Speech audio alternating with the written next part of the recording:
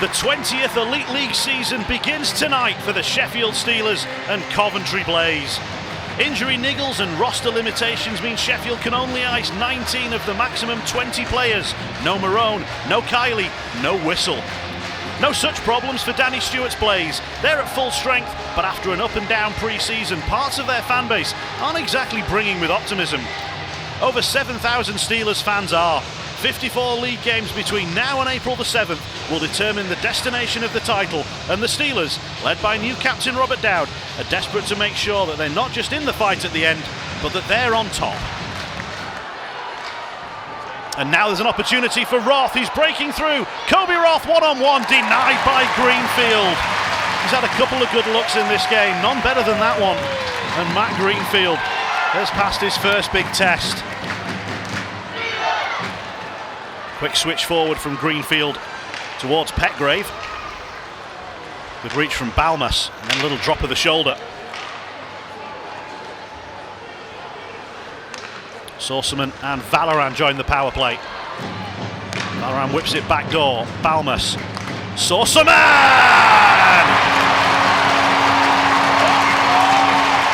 That's got the crowd roaring. The Steelers with a power play opener. Plenty of traffic for Sorceman to shoot through and past. Good screen in front, provided by Allen. Kozum couldn't see it. Kozum couldn't stop it. McNulty into Christo. Quickly out for Thompson. Slightly mishandled by Tolberg.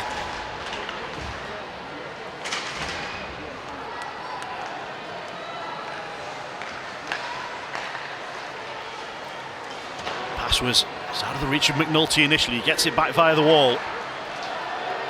Roth.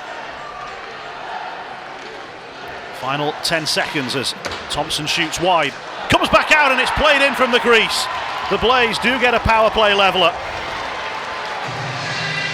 And Tolberg accepts the congratulations. Their leading scorer last season. And he's played a big part here in the opener as McNulty knocks it across. Right there in front is Kim Tolberg. Power play goal each. It's 1-1. So 2 high sticking penalties, 2 power play goals. Close range finish. 1 on the season for Kim Tolberg after 31 last time out. For Allen. Tries the wraparound. Save is made. Ciampini is there. Ciampini's in the net and the puck isn't. Goes and keeps it out.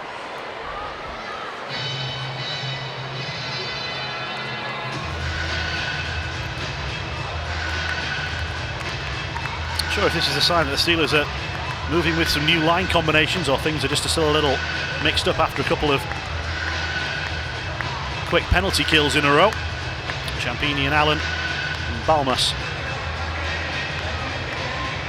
are not slated to be aligned tonight. Confirmation of that equalising goal, scored by Kim Tolberg, assisted by Ian McNulty and Blake Thompson. 5-on-4 power play goal at 32-14, scored whilst Nico Usula was in the box for high sticking.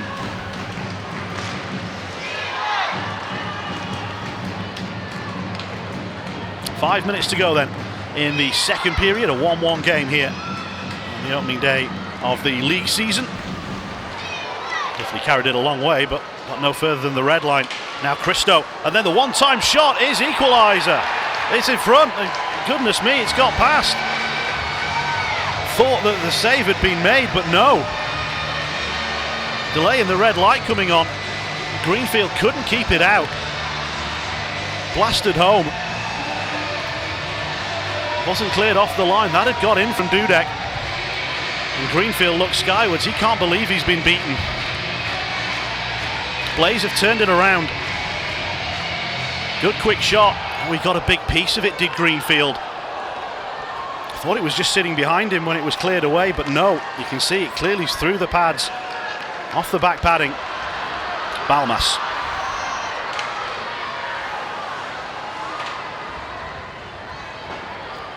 who can provide a moment of inspiration for the Steelers. Balmas. He can provide it! Snapshot into the top corner. Oh, what a sense of relief around the Utilita Arena. So many times in this game, shots have found the glove of Karen Tozen. But Tozen couldn't quite be fast enough on this occasion. Balmas. He didn't quite put enough pressure on him. Luciani didn't quite get in his face as much as he needed to.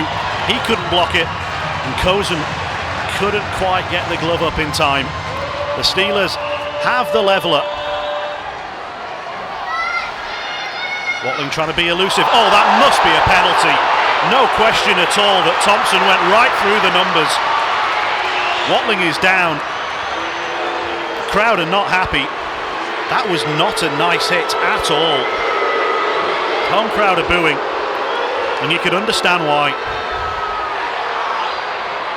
Get him off, calls one fan, and he may well get his wish. Fingers crossed that Patrick Watling is okay.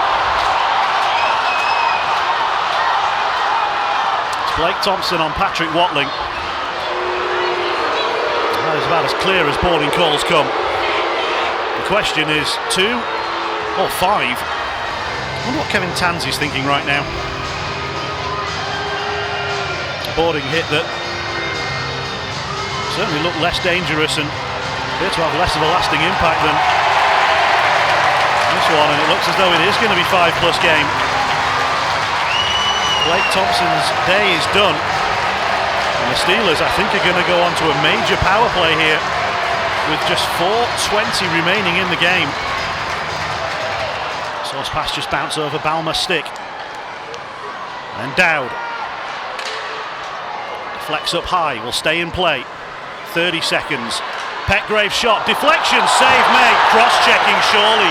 Clements is going to the box now. He thinks it was a dive, but the official was right on the scene and says cross-checking.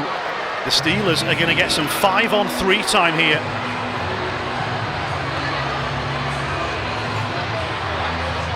Clements was insistent that it was not enough for a penalty to be called. His feelings are well known. Nevalainen holds it on his backhand, skates into Clements. Valorand will have to go and win the race against Roth, and does so. He's got to be careful, he's got no help at all. Roth will peel away and go for a change. Steelers are going to make some swaps as well. Watling steps out, as does Petgrave. Watling takes over. Shearer, Luciani and McNulty out for Coventry as Watling drives forward, cuts in front and hits the post and scores! Watling, the overtime hero, and the Steelers are winners on opening day. He brought it forward himself. McNulty couldn't cut him off, and the shot off the post and somehow over the line. I'm not sure what it hit last, whether it was Watling or the back of Cozen. The Steelers will not mind. A huge sense of relief around the Utilita Arena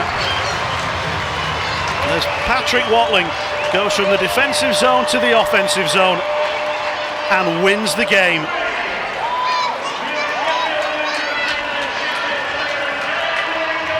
Are we getting an official video review here? Could they be questioning netminder interference? Cozen is beaten by the shot. The puck is across the line before any contact is made. Surely this must stand. I'd be staggered if it doesn't. And it does. The Steelers crowd can celebrate again a couple of minutes later. Always right to check, of course.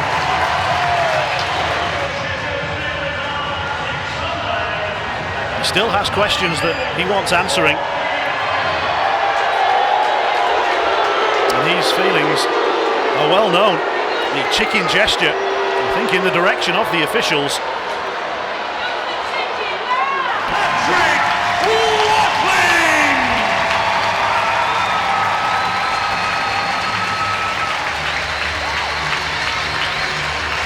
Patrick Watling has made quite an impression in his first few weeks as a Sheffield Steeler.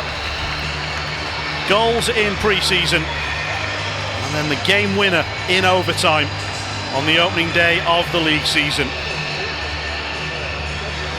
About 10 minutes before, he was flat out in the corner after being on the end of a major boarding hit. He bounced back. The Steelers fought back.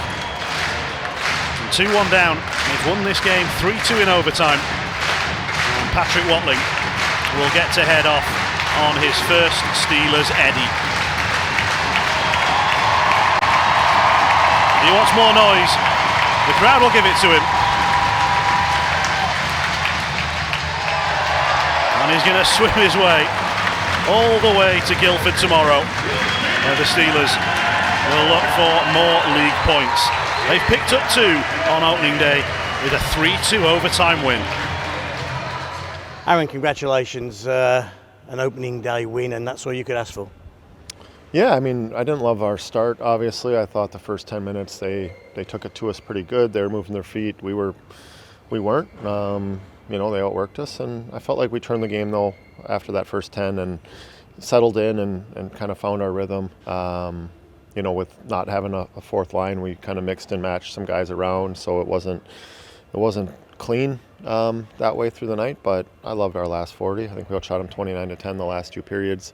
I felt at no time, once we turned the game, I felt like it was coming and we were going to find a way to win that hockey game. There's no panic in the room when I went in there after the second period. I challenged the guys after the first a little bit, but after the second, I felt really confident that we were going to come out on top tonight. When we boarded back for 2-2, the momentum had changed already by then, hadn't it? Yeah, we were shift by shift there, just kind of hemming them in, getting O-zone play. I thought their goalie played really, really well. He had a magnet in that glove. I think 12, 14 shots in a row that went right up into the glove there. So, and then Baums beat him there, which was great, and so did Watts. So, it was good effort, good 60. It wasn't perfect by any means. We got some stuff to clean up. I still think we've got some line combinations to figure out, and it was nice to see the power play get one early on as well tonight. Would have liked us to finish that game in regulation when we had our opportunities, but overall, great finish. The fans will go home talking about Patrick Watling. Before we talk about his goal, it was a pretty nasty hit he took, wasn't it? Yeah, it was. I don't think there was anything malicious intent behind it at all. He was half a meter away from the boards and got pushed from behind, and it looked bad, and I was happy to see him get up, and like I just told you a second ago there, he skates over to the bench, and I kind of look at him, and he kind of gives me a nod like, yeah, I'm ready, let's go. So we called his number right away. And he didn't disappoint, did he? It was a lovely finish. Yeah, no, good player. I think they got mixed up in the neutral zone there. Usually you're man-to-man, 3-on-3, and just for that half a second, they looked like they were going to switch and didn't, and he beat his guy wide, and nice goal up over the glove. Trip to Guildford tomorrow. You were very successful there last week. Will it be the same lineup, or will Cam come in? We'll see. I haven't made that decision yet. We'll check the infirmary here to make sure there's no niggles or knocks, and we'll go from there. I guess Brandon was the news pre-game, wasn't he? Is that something serious, or is that day-to-day, week-to-week? Yeah, I think it's probably week-to-week. I hope not. He skated this morning, and we just felt like it wasn't worth the risk currently. I don't think it's going to be too long, and he was missed so tonight. He had a really good camp and was playing pretty good hockey. So, it messes with our four line, being able to just roll 4 straight. I mixed a whole bunch of different guys in there, and Simmer played well. I moved him up into our top 6 again down the stretch in the third, and he was outstanding again tonight. Danny, can you begin to sum up your emotions after that one? Oh, listen, I'm thrilled with the performance. I mean, we came into, arguably the preseason favorites this year. I know Belfast is a defending champs, but that roster is phenomenal, and I thought for large parts of that game we were the better team. We had to absorb some pressure as we expected at times, but and then character at the end. We unfortunate hit there. I think that's the right call. Whether there should have been an additional call on the play, I believe so, but it's neither here or there. I think, just our guys to show that character, to kill that off, and then a short 5-on-3, guys eating pucks and finding a way to get that point and get to overtime, and then we kill the penalty off in overtime, and just unfortunate at the end there, and but all in all, I'm actually thrilled with our performance. and the fight back in the second period as well. So going behind, an immediate power play goal, and then in front in the blink of an eye. Yeah, it was a good response by our guys, and we've struggled to find the net in preseason at times, and but the team we saw tonight is way better than what we saw last weekend and even on Wednesday in Manchester. So it leaves me with a lot of optimism going forward, and we just got to take the positives tonight, and we got our first cup game tomorrow against another top side. How difficult is it early in the season to have to deal with late penalties like that, because power plays and penalty kills don't tend to get practiced quite as much as other systems during pre-season? Yeah, I think both teams haven't had enough time. No teams really in this league have enough time before you get going, but it is tough to deal with it, but it's really positive how we handled it, and to kill off that 4 minutes plus in a bit of a 5-on-3 is good. It gets us a point. And we'll have to look at that goal at the end there, whether there was interference. But listen, this isn't me being a sore loser. I'd be crazy not to review that call as a head coach, right? If there's anything in doubt there, it's a must for me. And finally then, just looking ahead to tomorrow, Cardiff Devils on home ice in the Cup. What are your expectations? Another team, pegged to be one of the favourites, and I think people know by now in Coventry we don't really pay attention to that stuff, but they're at the same time, you got to respect how good they are. They got a lot of firepower up front and good goaltending, and they're deep. So I believe they won tonight, and it's going to be another tough test, back in our ice, and we'll see where we're at. I think playing at this level back-to-back nights, I think probably. We'll see how we respond to that as well. But I'm positive. This performance, being right there with this team a lot of the night, and it leaves me optimistic about going forward. And I think tomorrow we'll go in with the same mentality.